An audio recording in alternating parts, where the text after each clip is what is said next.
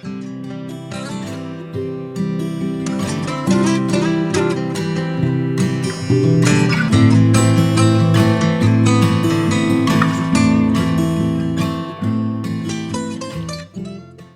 quienes están saludando. Hola, Facundo Andrés. Pizul. Hoy Bueno, tenemos un súper buen tema. sí. Adelante, preséntelo usted, querido colega. Hoy tenemos un tema bien interesante eh, que tiene que ver con como la ruptura y recuperación dentro de el proceso terapéutico, ¿no? Un poco también siguiendo la línea del último podcast que hicimos, ¿no? De qué esperar de una terapia, donde nombramos un poquito este tema y prometimos de alguna manera profundizarlo. Bueno, esta va a ser la profundización del famoso concepto del impasse, ¿no? Sí. Eh, Conversamos allí por YouTube. Y bueno, de paso dejo invitados a quienes no vieron el último podcast de qué esperar de una terapia, que lo puedan eh, eh, mirar, ¿no? Que le puedan echar un vistazo y a los demás también. Súper. Bueno, comenzamos entonces. ¿Qué es lo que primero que hay que hacer es distinguir, ¿no? El concepto de impasse, ruptura y enactment. Vamos a partir, por supuesto pueden ir comentando si tienen otra, otra opinión o algunos aportes, sugerencias, perspectivas. Vamos sumando todos perspectivas. El impasse viene del francés, querido Facu. El concepto impasse viene, es como, podría llamársele a algo que no tiene salida, a un callejón sin salida.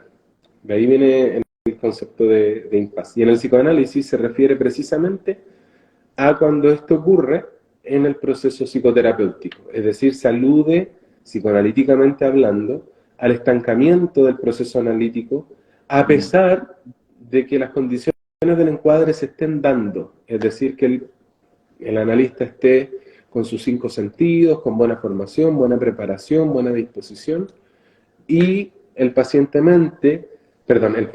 conscientemente también manifieste buena disposición, tenga ganas, ¿no? Acepte las leyes del encuadre. Por lo general se pensaba, por un lado, que el impasse tendía a pasar inadvertido en los analistas, y en segundo lugar también se piensa que el impasse es un fenómeno que pertenece al campo de la técnica clásica. ¿Qué quiere decir eso? Al modelo clásico del psicoanálisis, no responde a un tipo de paciente particular y está asociado, según los kleinianos, por ejemplo, a el despliegue de defensas narcisistas por parte del inconsciente del paciente. Vamos a explicar eso después. Tampoco se trata de una falla en la técnica del analista. O sea, según Echegoyen, en 1988, gracias, me trajeron un tecito para poder hablar mejor. Lo que define al impasse de distintos autores tiene que ver cuando el inconsciente, entre el paciente y el analista, empiezan a ocurrir fenómenos que no están a plena luz día y empiezan a excluirse algunas variantes importantes del proceso terapéutico y vamos a decir que no se van a observar avances o progresos en la parte neurótica del paciente. Entonces, el impasse va a responder a una necesidad de impedir neuróticamente, según el modelo clásico, que el paciente de alguna manera va a impedir las transformaciones que le va a ir proponiendo el espacio analítico, y según la perimetría clínica de los kleinianos tiene que ver con el sostener la ilusión narcisista de ser autosuficiente, por ejemplo. O, como dirían los kleinianos, mantener el control omnipotente del objeto. En este caso, el analista se convertiría en el objeto, ¿no? Lo contengo y los mantengo sostenidos, sometidos afuera. Hay otros autores que piensan que cuando empiezan los obstáculos y no se avanza en la psicoterapia, han propuesto que son espacios que le llaman refugios psíquicos. Es decir, se piensa el impasse como un lugar de descanso, como un lugar donde uno se refugia temporalmente para reunir fuerzas para poder enfrentar el dolor que supone estar exponiéndome a niveles más primitivos, arcaicos y a veces vergonzosos de la psique. ¿Lo voy explicando?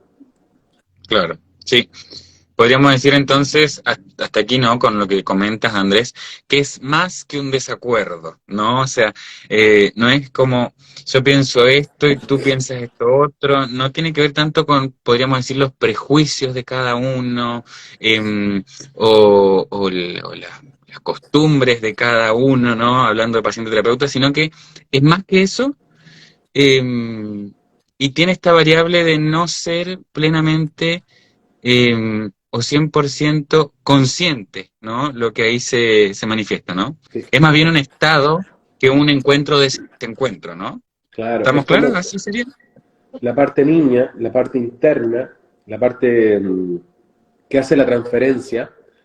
Ujú. Podríamos decir que esa parte quiere ocultar, eh, quiere camuflarse ante su dificultad de ir metabolizando el dolor y las angustias intensas que genera el crecer y el cambio. Entonces, a veces ese dolor va a debilitar la posición del tercero, que en este caso va a ser el analista, y lo va a hacer más vulnerable a sus puntos ciegos a nivel de contratransferencia, por ejemplo. Y como resultado de esto, el analista puede generar interpretaciones que va a afectar o va a generar contratransferencias que en realidad van a ser cotransferencias teñidas de su propia agenda, por decirlo así. Ujú.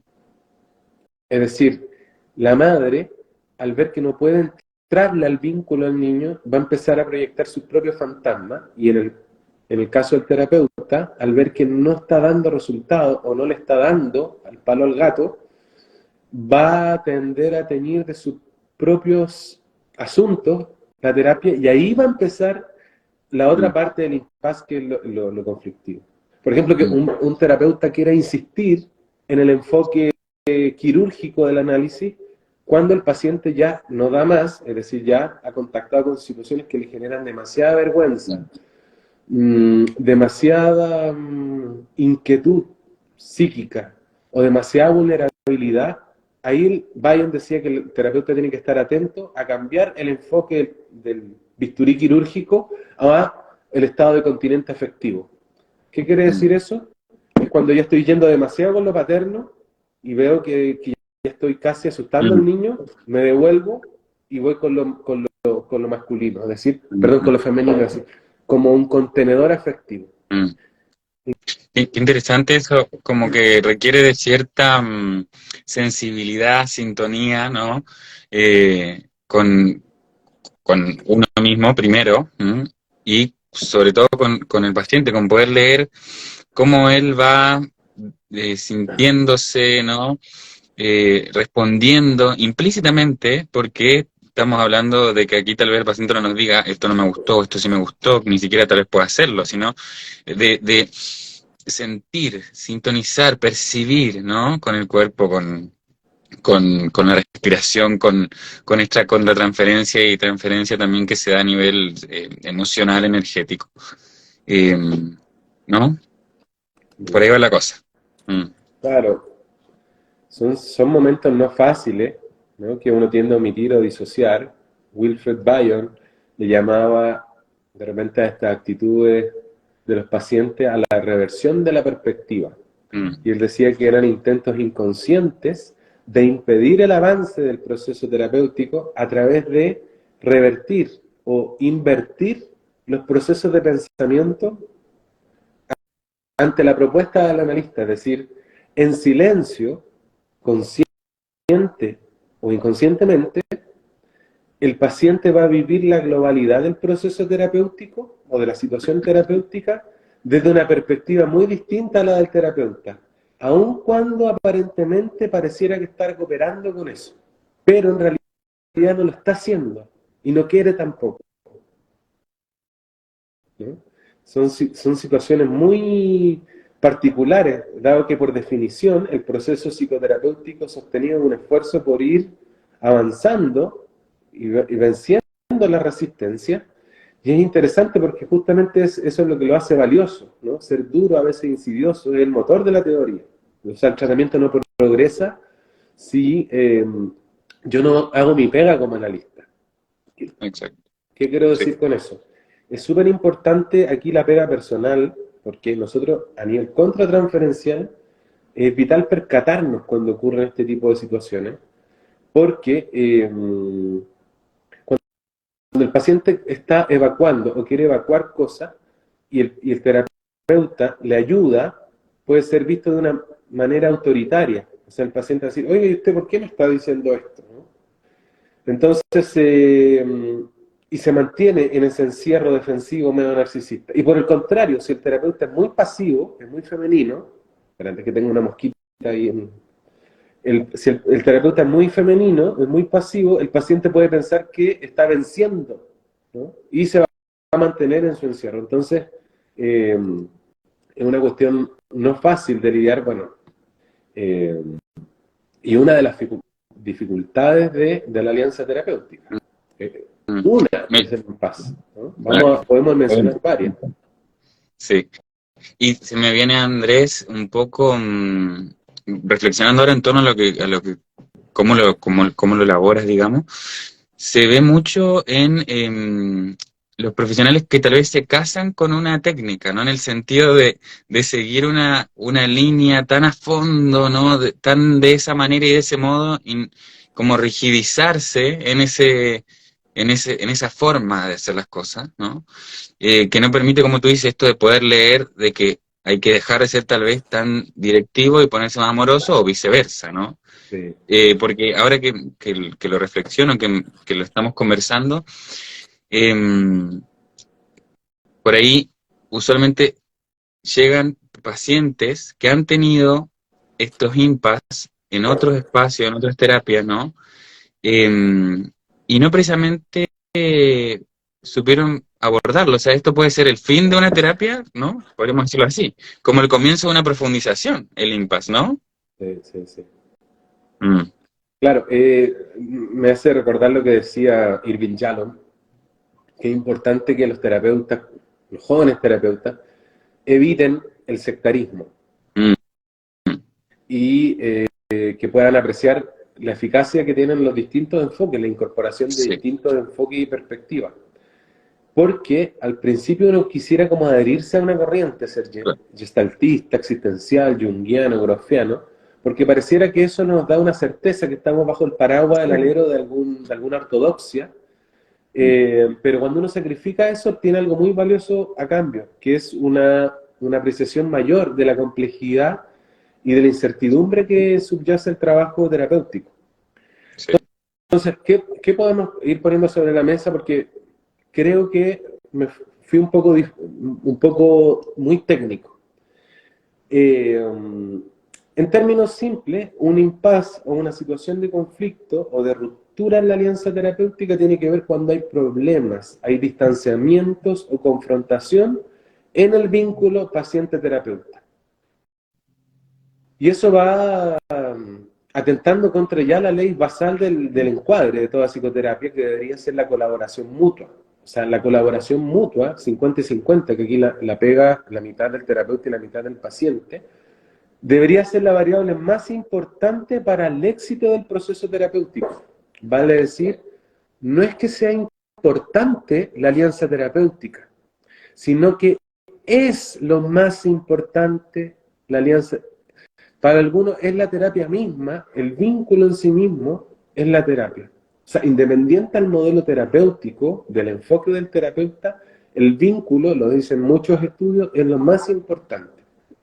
Entonces, dentro de cualquier vínculo, yo con mi jefe, yo con el director del colegio de mi hija, yo con el cajero del supermercado, yo con mi paciente o con mi terapeuta es muy usual, o sea, sería muy normal, digamos, que tengamos quiebres, que tengamos momentos de ruptura, de distanciamiento. Eso es normal en las relaciones. Ahora, las personas con más problemática en la organización de su subjetividad, es decir, cuando podríamos decirlo en términos más clásicos, cuando hay más patología, la ventana de tolerancia ante ciertas situaciones, ante la ola alta, ante los conflictos es más bajita.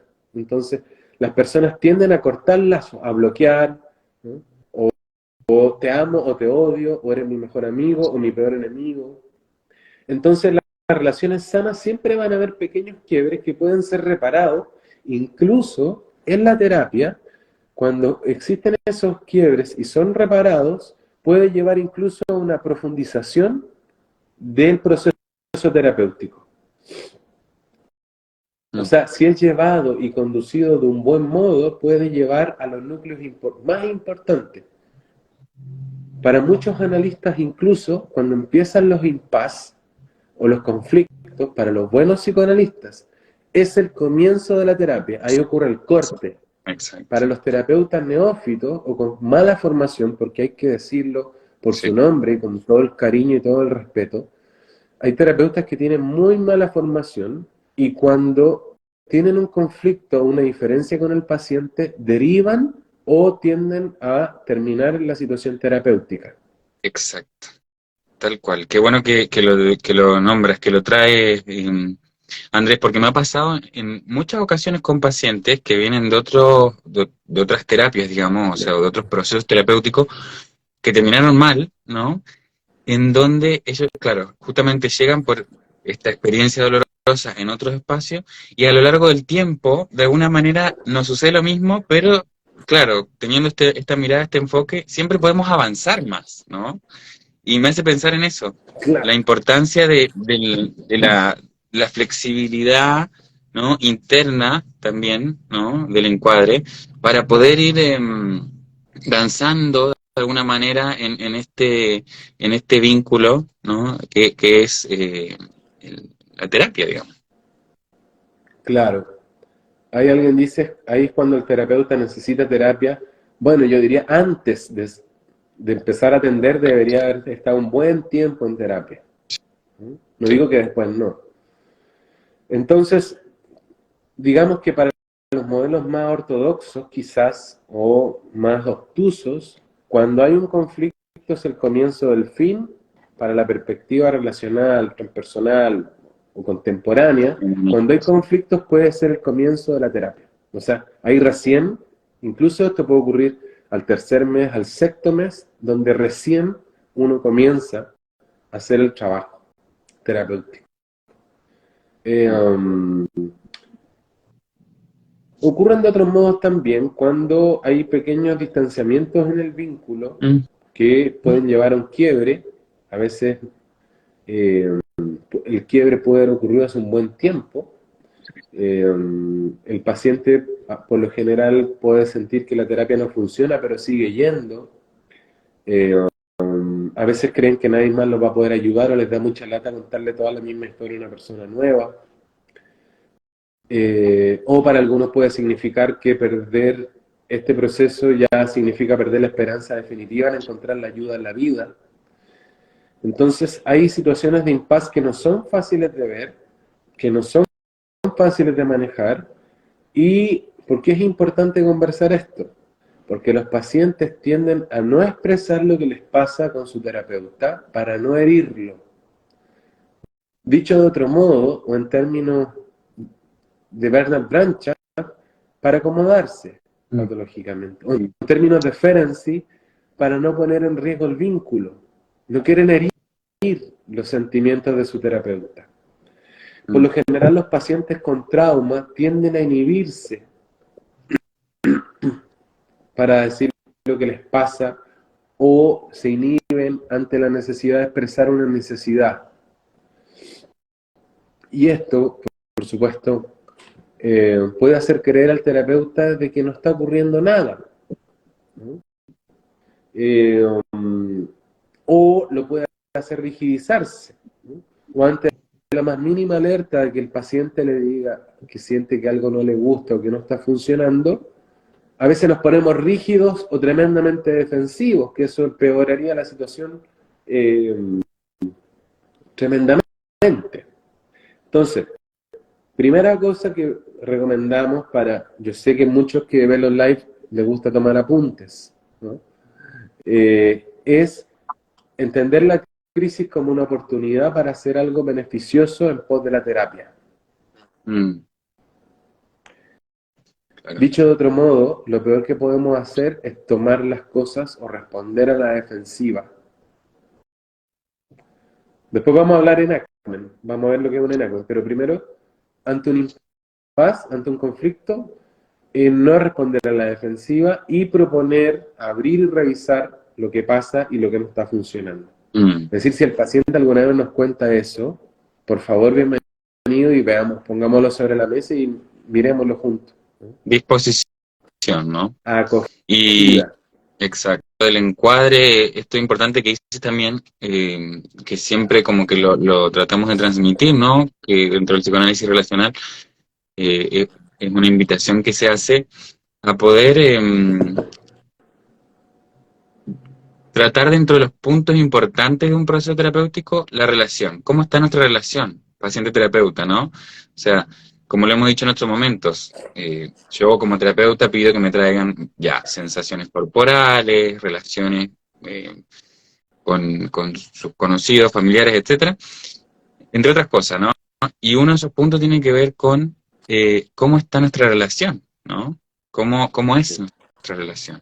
¿No? ¿Cómo vamos? Ir actualizando eso porque no hay que olvidarse de eso, o sea, si bien es paciente-terapeuta y tiene algo de asimétrico, somos dos personas y en un vínculo de dos personas hay una tensión y puede haber Tiene que impasse. haberla. Tiene que haberla. Tiene que haberla. Exacto. Porque si no hay tensión en una relación de a dos, uno de los dos se está acomodando. Exacto. Entonces, en segunda línea, como para ir siguiendo lo que tú decís, es acoger lo que el paciente está diciendo y darle tiempo para que se exprese. Es decir, si yo soy paciente también, yo también le voy a pedir un tiempo a mi terapeuta para que me deje expresarle lo que me está pasando, ¿no? Porque muchas veces, Facu, como tú bien sabes, justamente ahí aparece lo medular en la terapia. Sí. Puede ser que ahí se esté dando la oportunidad para que se dé el factor inédito en la historia de la vida del paciente.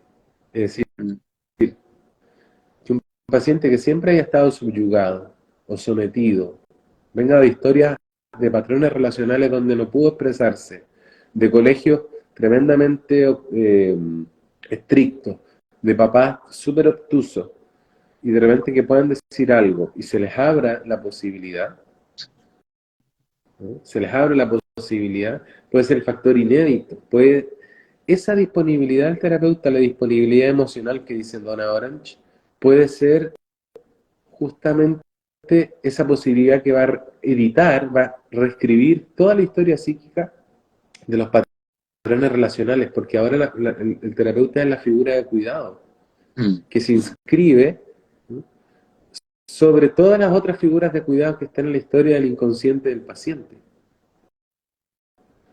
Entonces puede, dicho de otro modo, en términos más clásicos, podría superar el anulamiento histórico del trauma, que es la desmentida. Es decir, lo que te pasa hoy es real. Y eso dicho técnicamente a nivel inconsciente, cuando yo le digo eso a un paciente, lo que te pasa hoy es real, le estoy diciendo hoy y ayer, le estoy diciendo al inconsciente, ¿no? Y bueno, vamos a ver qué es. O sea, no es solamente que estoy aceptando mi falibilidad porque soy humano y me equivoco, sino que estoy en el no tiempo que está en el inconsciente, como decía André Green, el inconsciente es un tejido hipercomplejo que va para todos lados que no sabemos muy bien qué es lo que es. El inconsciente está siempre presente y el pasado está siempre presente y el futuro está siempre presente. Están todas las posibilidades ahí en un campo de múltiples complejidades. Acuérdense que André Green fue el primero que incorpora el pensamiento complejo. la teoría de la complejidad de Edgar Morin al psicoanálisis. Entonces, mira esto que está ocurriendo ahora, ¿no? ¿Cómo puede dar un ajuste de perilla en los modelos operativos internos que investigan lo que está ocurriendo? A ver si me explico. Lo que está ocurriendo ahora con mi terapeuta es justamente lo que ocurría casi siempre con todas mis historias relacionales anteriores. Exacto. Simplemente que ahora, gracias a que mi terapeuta tiene una buena capacitación y buen trabajo interno, se me da la posibilidad de hacer un cambio. Sí. Exacto. Que va a impactar en el futuro y en todas las otras relaciones y momentos en que suceda, y que ya no va a ser tan doloroso e impactante como lo era hasta ese momento. O sea, entonces, como tú dices, es un cambio un movimiento que atraviesa todo en este no tiempo del ritual de la terapia, ¿no? Se instala una nueva forma de ser y estar con otros. En el fondo de eso se trata, ¿no? Y también planteabas, André, el concepto del enactment hace unos minutos. Esto Sí. se relaciona con el impasse, es parte del impasse, viene después del impasse. ¿Cómo podríamos Bueno, definir un poco? el enactment es otra cuestión, que es un fenómeno clínico de la perspectiva relacional, que, digamos, traducido para el castellano, vendría siendo algo así como la puesta en escena o la escenificación, la puesta en acto. Es un Exacto. concepto psicoanalítico más o menos de los 80, Ujú. que de alguna manera refleja las vicisitudes que se pueden dar entre un paciente y un psicoterapeuta, eh, donde Jacob propuso la superación del concepto de transferencia y contratransferencia, y él dice que ciertas situaciones tienden a escenificarse, es decir, son co-construidas y participa tanto el inconsciente del paciente y el terapeuta, ¿no? Las partes disociadas de cada uno como que colisionan también e impactan en la situación terapéutica. O sea, por decirlo de otro modo, el enactment equivale a una manifestación concreta de inconsciente a inconsciente que se da dentro del intercambio terapéutico. Como decir, Ujú. yo voluntariamente voy donde mi terapeuta con mi consciente pequeñito, y mi terapeuta con su consciente pequeñito también dice, ya te acepto, pero de repente aparecen esos, el iceberg del inconsciente de cada uno que dice, yo también quiero, ¿no? Y a veces ocurren también este tipo de situaciones como los enactments. Eh, Antes de irme para los enactments, Facu, quería como marcar el punto que estamos justo, yo creo, es lo más importante de la situación, que tiene que ver con lo de enactment también, cuando ocurre una escenificación así, un impasse, un momento crítico. Mm. Después que esto se reconoce, es decir, que uno abre el espacio y lo miramos, no es que uno tenga que superarlo rápido, porque muchas veces uno dice, ya tuve un atado con mi paciente, ya pucha, perdón, weón, te atendí tarde. No, no, no, no, no, no, no. Y justo yo creo que ahora se está ocurriendo un enactment que queríamos pasar rápido, pero es la parte más importante. Mm. Porque los impasse no son solo obstáculos que se superan rápido para seguir adelante con el live o para seguir adelante con la terapia. Si no nos detenemos bien ahí, se nos puede pasar la piedra angular del tratamiento terapéutico en sí mismo. Exacto. Incluso más, si yo me detengo ahí, de ahí pueden salir las nuevas rutas que dictaminan el proceso terapéutico. Me agarro con mi paciente, me agarro con mi terapeuta, nos logramos calmar, recuperamos la capacidad de reflexionar. En la otra sesión nos volvemos a encontrar, ambos con disponibilidad de conversar. ¿Qué es lo que viene ahí? Se abre de nuevo la terceridad. El terapeuta debería proponer, ¿no? Abrir de nuevo el espacio. Es observar lo que ocurrió ahí. Es decir, ¿ocurrió algo real ahí? Sí. Los dos nos sobrepasamos. Tal vez los dos cometimos algunas salidas de límite. Sin embargo, podemos ahora más tranquilos mirar cuáles serán los esquemas operativos o los fantasmas de los esquemas operativos internos relacionales. Por ejemplo, en torno a la figura de apego o en torno a mis principios organizadores de la experiencia, ¿no? ¿Cuáles eran mis principios prereflexivos, ¿no? O mis estados atractores que convocaron que esto ocurriera? ¿Cuáles eran los fantasmas inconscientes que investían los fantasmas relacionales? Es decir, lo que nos ocurrió en el impasse puede ser una ventana que nos refleja los esquemas relacionales Claro. problemáticos del paciente en la infancia. Los principios organizadores, claro. Sí. Mm. Y aparecieron. El paciente no me los contó. Por eso, desde ahí que nosotros no necesitamos indagar tanto en la vida relacional del paciente, porque basta que veamos cómo se relaciona con nosotros, como para entender por analogía lo otro, ¿no? Entonces, ante una situación de conflicto, va a ser la oportunidad de mirar, va a ser un reflejo a los esquemas relacionales del paciente, y desde ahí, desde eso que ocurre, y que yo reconozco y valido y pido disculpas si es necesario en el aquí y ahora, estoy operando entonces en el allá y entonces. Es decir, la situación que ocurre puede mostrar los patrones rígidos por ejemplo, un paciente que no pide ayuda. Y bueno, yo le digo que los practique aquí conmigo. Así que me lo diga explícitamente cuando necesita ayuda. Entonces, lo que nos va a ocurrir aquí y ahora en la terapia va a ser un material muy rico en torno a cómo se actualizan estos patrones relacionales que son los que en definitiva han generado y han mermado la psique y la subjetividad del paciente. Entonces, bueno, hay bastantes tipos de crisis, la crisis de retirada, la crisis de confrontación en terapia, las rupturas cuando un paciente se va, todo eso yo creo que lo vamos a ver más adelante, ¿no? En un live. Simplemente quería darle alguna sugerencia. ¿Se puede o no, Facu? Sí, claro. Adelante. Una respuesta que es mala siempre, esto se lo digo a los colegas porque veo que se suman ahí muchos Sí, terapeutas, hartos colegas. habemos casi puros colegas. Una respuesta que es muy mala siempre es la defensiva y llenarnos de argumentos y echarle la culpa al paciente. Esa es mala, mala, mala.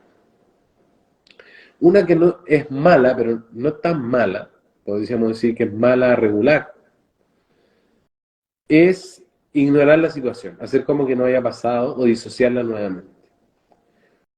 Una respuesta ya aceptable es cuando acojo al paciente, es decir, le digo que noto que lo que sintió, lo que podemos hablarlo, y que está bueno que me cuente lo que le pasa porque puede ser importante para la terapia. ¿Ya? Y una buena es cuando me involucro y bueno, y nos damos un tiempo para meternos. Porque si la ruptura lo merita, vamos a recalibrar el foco terapéutico, ¿no? Y a veces cuando me angustia mucho a mí o me angustia mucho al paciente, preferimos no hacerlo. Estamos hablando de impas, Claudia, impas y crisis en la terapia.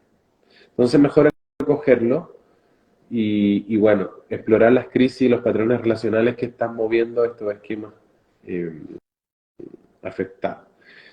Hay un ejercicio que dan los terapeutas viejos que les sugieren cuando ocurren estas cosas, después que se superan. Ellos dicen, a ver, esto que te está ocurriendo ahora conmigo, ve cómo lo sientes al decirlo, ¿no? Dilo lento, exprésalo con toda la confianza.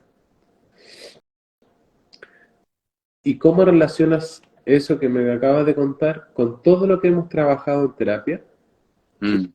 En segundo lugar, ¿cómo lo relacionas eso con todas tus memorias relacionales anteriores? Porque también en esa oportunidad, mientras el paciente está haciendo ese ejercicio, yo también puedo estar reflexionando qué estoy transmitiendo con mi presencia. Es decir, necesito estar bien cerquita del impacto que tenemos en la intervención misma. Porque el impacto no siempre es el mismo que el que tenía mi intención. Claro. O sea, yo puedo tener una intención, pero el impacto a veces no va a tener relación con mi intención. No sé si me explico. O Sí. ya me fui... ¿ya? Entonces, eso, querido Facu, Mm. con el impasse. Y claro, importante eso de del rastrear de alguna manera, ¿no? Con lo presente, dar la posibilidad de rastrear de dónde, tal vez cuál, ¿no? Fue el evento recordado más cercano, no el primero, tal vez, de una vivencia similar. ¿No? Eso es bien Perfecto, esa. importante. ¿Mm? Ahí Ronildo nos dice, se comprende el compromiso del terapeuta, además de mantener no solo la cercanía, como la coherencia profesional. Claro, claro. Y en ese sentido, la formación es clave. La transferencia a veces es todo el trabajo, ¿no? O Mm, la cotransferencia, como le quieran llamar. Entonces, hay una parte del paciente y una parte de la relación terapéutica que en general no es consciente y que está escindida, que está reprimida y que de repente va a ser desplegada y se va a constelar a la relación actual. Y una parte de nosotros convive con esa parte que no pudo tener una satisfacción en la infancia y se va a aprovechar de la situación actual para poder satisfacerse, por decirlo así. Entonces, para decirlo en términos simples, todos tenemos dos partes, todas las personas, una parte adulta y una parte infantil. Y la parte adulta es la que conocemos como la parte inconsciente y está en la realidad, por decirlo en el principio de realidad, o en el sí mismo. Y la parte infantil es el inconsciente, y esta es implícita. Esa es la parte narcisista, ¿no? O ahí está la parte psicótica que decía Bayon que todos tenemos, en distintas proporciones, por supuesto, ¿no? Entonces, eh, la parte neurótica es objetal, está en esta realidad, y la parte psicótica es la que hace la transferencia. Y toda relación va a tener estas dos cualidades, estos dos motivos, estas dos fuerzas. La relación terapéutica también, ¿no? Entonces, tengo que estar atento a ese tipo de cosas. Las personas con trauma, o sea, por ejemplo, la teoría del apego, ¿no? Que yo creo que también vamos a tener que hacer un live de la teoría del apego, Facu. Para entender, por ejemplo, cómo acercarme con una persona que tiene apego evitativo, ¿no? O cómo acercarme con una persona que tiene apego ambivalente. eso podríamos hacerlo pronto, bien interesante. Y ese es muy bueno. Y ahora que Ese es muy dijiste bueno. de las dos partes, me acordé de Bromberg y también le debemos un like a Bromberg y los múltiples self. Sí. Y todo esto va a partir siempre de la premisa de, también el motivo consulta que tenga el paciente, y también nosotros a veces inconscientemente podemos caer en ciertos impases. Yo he visto en muchas supervisiones que es cuando el terapeuta quiere hacer un análisis completo y en realidad el paciente quiere hacer una terapia parcial, quiere trabajar algunas cosas nomás. Y uno se frustra porque en realidad quisiera llevarlo y uno ve que el paciente da para mucho más y que podría desarrollarse de manera mucho más contundente, pero también ahí es un tema personal del analista, ¿no? Sí, Entonces también ahí, motivo de consulta es co-construido siempre, exacto. eh, y una vez que ya se ha puesto en relación lo que trae el paciente y lo que propone el terapeuta, ahí entre los dos pueden construir a base de esas dos subjetividades Ujú. una posibilidad de trabajar, ¿no? Las entrevistas preliminares. Y esa aceptación mutua tiene que hacerle sentido al terapeuta y al paciente. Exacto. Si le hace sentido solo a uno, no va a funcionar. O sea, si mi propuesta como terapeuta no le hace sentido a mi paciente y viceversa, lo que me propone mi paciente a mí no me hace sentido, no podemos aceptar. Por eso las entrevistas preliminares, ¿no? Y bueno, siempre distinguir los tipos de relación terapéutica también es importante, Facu. Tú sabes que por ejemplo, en la terapia central, la construcción de soluciones, identifican tres tipos de pacientes. ¿Sabías eso? A ver. Hay una relación de tipo visitante, que es cuando una persona tiene un problema en particular, eh, pero el paciente no se siente parte del problema y tampoco se siente parte de la solución, ¿no? Es cuando, bueno, algunos se van a reír ahí, es cuando alguien viene mandado a terapia, sabe que mi esposa me mandó o mi mamá me Sí. dijo que viniera. como solucioname esto, ¿no? O sea, no, traigo Eso se esto, llama hágalo tipo con esto. visitante porque, claro, vienen como un turista, no saben en realidad, no cumple la premisa que diría Winnicott, por ejemplo, eh, que es saber que se tiene una necesidad, requerir ayuda, aceptarla y hacerse cargo y tener cuerpo para bancársela. No, esta gente que viene porque alguien la mandó, le sugirió nomás, es el clásico paciente visitante. El otro es la relación de tipo demandante, es cuando la persona sí está sufriendo, pero siempre es el otro el que tiene que cambiar. Es como la clásica de la neurosis, ¿no? O sea, yo estoy sufriendo, pero hay un otro, mi jefe, mi marido, el clima, el nuevo orden mundial, no sé, el que tiene que cambiar. Es como la primera parte de cualquier proceso, creo yo, ¿no? Porque nadie, Sí, la todos llegan relación de igual. tipo demandante es cuando la persona no se siente parte de la solución. Entonces, traen el problema desde allá hasta acá, pero no se sienten parte del proceso. La terapia centrada en soluciones identifica un tercer tipo de paciente, que es el paciente tipo comprador, que es la persona que se siente parte del problema y se siente parte de la solución. Claro, y también y yo creo que la invitación es para todos, ¿no? Siempre poder pasar igual de pacientes demandantes a pacientes compradores, ¿no?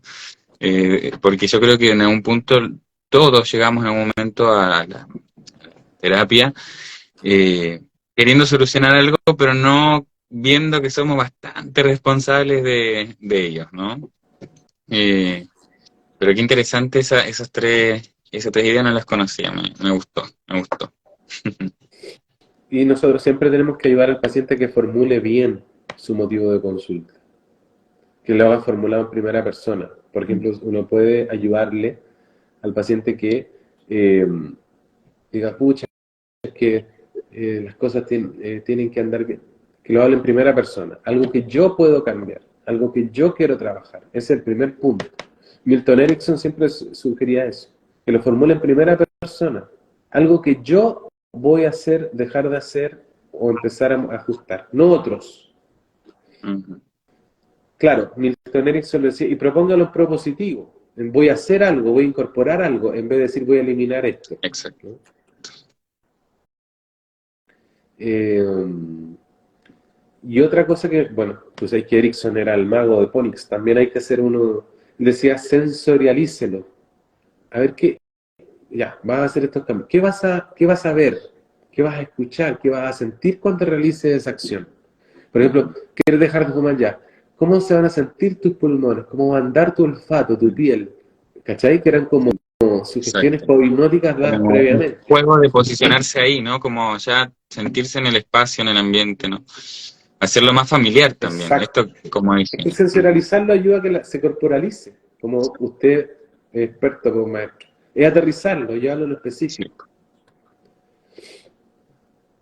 Bueno, también el Erickson decía que un cuarto punto, podríamos decir, que tiene que ser ecológico. Es decir, que esto que yo voy a hacer no afecta a otros. Ojo, y yo le agregaría y a otras partes mías. Exacto. Ah, Eso me parece bien importante. porque si yo sé que soy bastante fogoso en lo erótico, es decir, ¿sabes qué fue como a meter a un monasterio un año, donde hay que tener abstinencia sexual, para no dañar a Exacto. ninguna persona más con las... Ya, pero puede estar dañando alguna de tus partes, ¿no? Sí, pues, exacto. O un paciente que dice, ya, quiero ser una persona pacífica, sin enojarme, quiero eliminar la rabia. Ese objetivo puede que no sea ecológico con su parte rabiosa, porque puede que se frustre, ¿no? Entonces hay que chequearlo. Hay que conectar con la parte rabiosa y ver si queda conforme o no con esto, con esta propuesta que está haciendo Central. Y en quinto lugar habría que ver si está el contexto que lo facilite. O sea, ¿se puede lograr? ¿Es realizable? En este ambiente, con estas relaciones, en esta casa, con mi familia, ¿no? Súper importante, sí.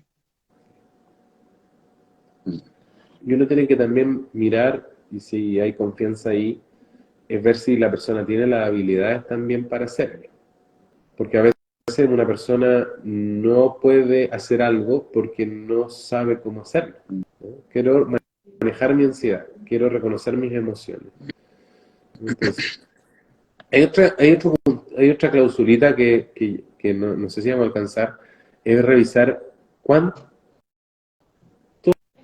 de sus creencias o su sistema valórico eh, afecta. Es Sí, una cuestión que estudia la psicología de las religiones súper interesante.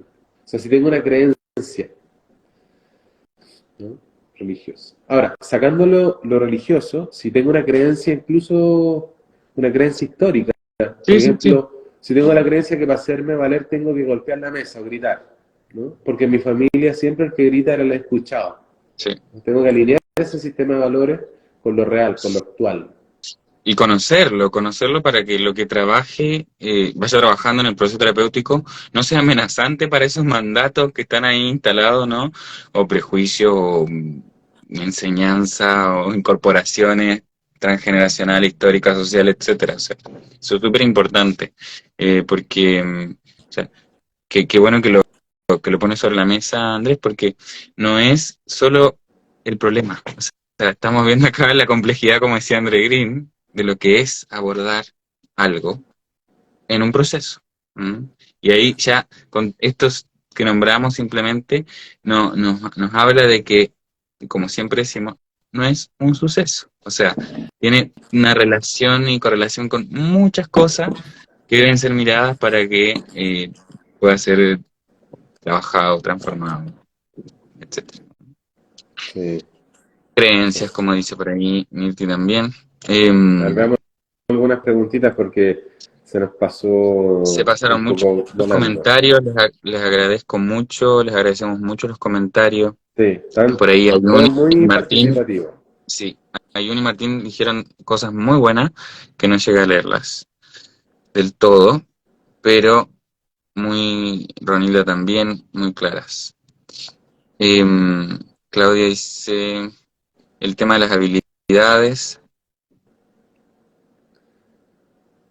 Ah, de los tres tipos me imagino que se refiere a los tres tipos de paciente que nombrabas Claro. Claro, porque por anteriormente. ejemplo, si yo quiero que un paciente pueda entender a nivelcentáurico, en términos de Wilber, porque podríamos hacer otro live que hable de contemplar la dinámica horizontal y la vertical, ¿no? O Mm, sea, vamos a entender la dinámica horizontal como todos los problemas del yo, neurótico, donde puedo trabajar con las polaridades, donde puedo trabajar con la sombra junguiana, con un tú a tú, mi relación, en mi contexto, la sociedad, la cultura, y están los asuntos verticales, que ya tienen que ver con un índole existencial, el sentido de la vida, la trascendencia, la espiritualidad, el misterio, la metafísica, ¿no? Cómo convergen esos dos tipos de cosas. Si yo un paciente que no opera en nivel centáurico, diría Wilber, nivel 6, ¿no? Es decir, con visión lógica metaparadigmática, es decir, que pueda entender que Facu es de Colo-Colo y marxista, y yo sea del equipo contrario, ¿no? Y de ultraderecha, pero que pueda entender a él, me pueda entender a mí y saber que interactuamos, eso diría Wilber que opera una visión metaparadigmática. O sea, que veo más allá de los paradigmas cómo se interrelacionan, mm. ¿no? Si yo le pido a un paciente que haga eso y la persona aún, yo no identifico que está operando en niveles recién arcaicos, míticos, mágicos, que aún ni siquiera se sabe relacionar, a eso me refiero si tengo que hacer chequeos si el paciente tiene las habilidades para hacer lo que quiere. Es decir, cuando un paciente dice, pero es que yo quiero volver con ella, a pesar de que son totalmente distintos y pelean el 90%, ¿no? O sea, ¿tiene las habilidades para volver? ¿Qué tan razonable? Pero no me quiero O ir. de qué parte está él tomando, queriendo elegir eso, ¿no? O sea, porque nuevamente, como decíamos hace unos minutos, hay muchas partes, ¿no? Y, y usualmente todas esas partes de nosotros no están conversando, ¿no? Entonces es importante en el espacio de lo que es la terapia ponerlas a conversar para no transgredir, como decía Andrés, a ninguna, ¿no? Ah, Lucy, ahí ella pregunta que explique lo de sensorializar los síntomas.